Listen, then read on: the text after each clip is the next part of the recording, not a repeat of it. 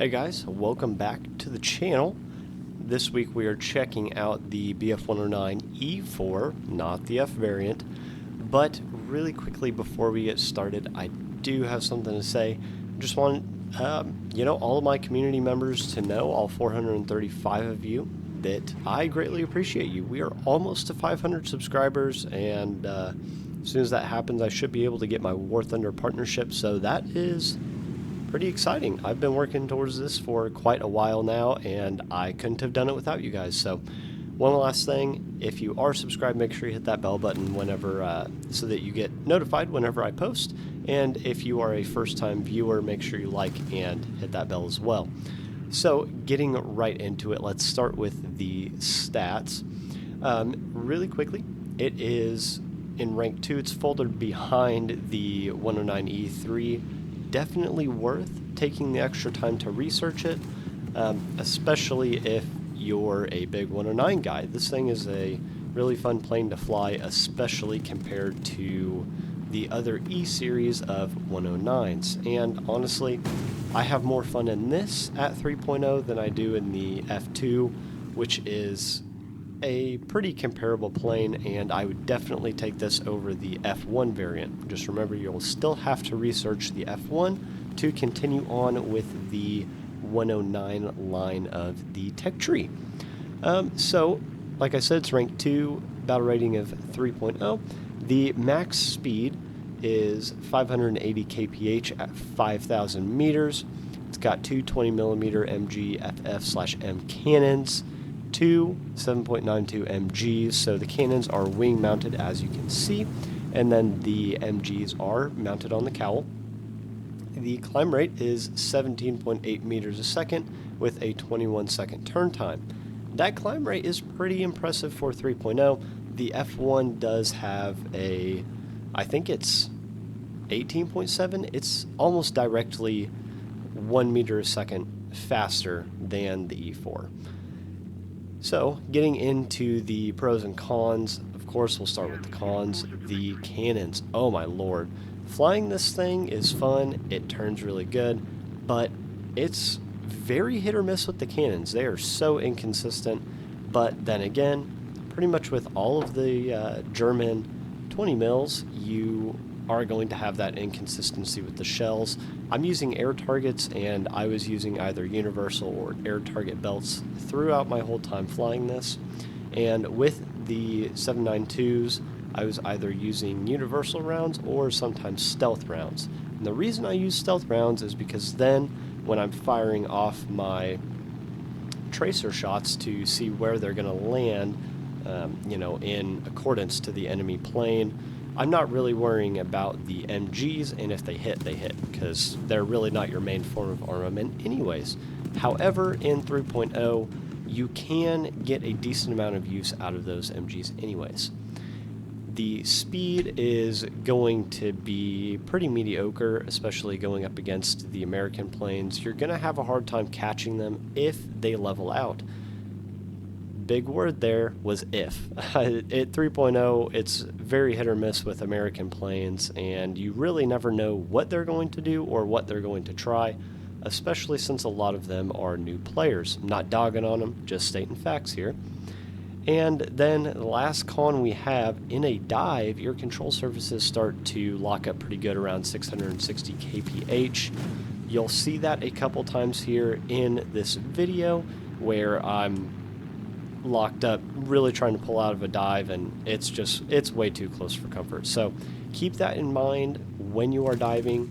You do not have the air brake prop, I guess. I forget the technical name of it, but you do not have the more advanced propeller of the F series 109s. So keep that in mind. You don't really have a good way to for sure slow yourself down out of a dive. You just kind of got to pull out and pray. With the pros, got a decent amount here. Stall fights with it are pretty good. The flaps, especially the combat flaps, are pretty strong. I believe the rip speed is close to 400 kph, so that's pretty impressive. And with the wing shape of the E4, it pairs up very nicely and really lets you use a lot of flaps in your stall fights. The climb rate, like I said, is already pretty good for 3.0. That's going to let you get above most of your enemies and let you decide whether you're going, well, really, I have two strategies here, technically, so whichever strategy you want will, be applicable to the planes you are up against. But that climb rate is playing a big part in your success. I've already talked about the flaps, but we need to get into energy retention recovery. Oh my god, with the wing and the weight of the plane, it's a DB601 engine, it's pretty impressive. You don't really lose energy. You can just kind of sit and loop, or do I guess it's a horizontal turn. You don't lose hardly any energy. This plane excels at those mid to lower speeds unless you're going up against a Japanese plane or a Spitfire. Also, you need to watch out for P-63s, P-39s, and the B-23Rs. Pretty sure it is. It's in the Swedish tech tree, but those things are little menaces. With P-63s, your best bet is to probably gain a little bit of speed, but you could always try to slow down. However, that's going to be pretty situational on how you're going to have to handle that. With the strategy, what I have been doing, since we're at 3.0 and in a German plane, we don't really have a need to side climb, so I just climb directly towards the enemy airfield in between about 240 and 260 kph. That's my preferred climb speed with this plane. I level out between 3 and 3.5 kilometers, technically.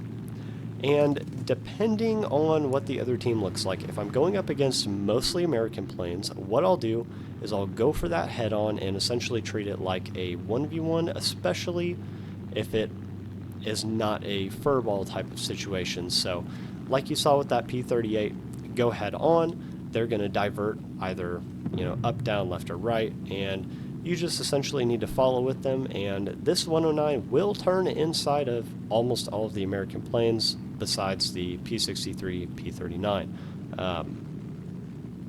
Not the A-26, though. That thing turns like a dog. So that's how you're going to want to fight all of the larger planes, and then, of course, it is a 109. This one kind of teaches you the basics, but with any Japanese planes and Spitfires, what you're going to want to do is boom and zoom as necessary, and of course just use your judgment with how the fight is going to go.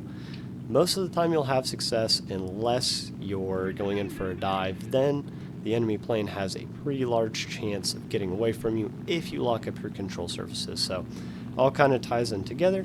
Make sure that you're watching what you're doing and always paying attention.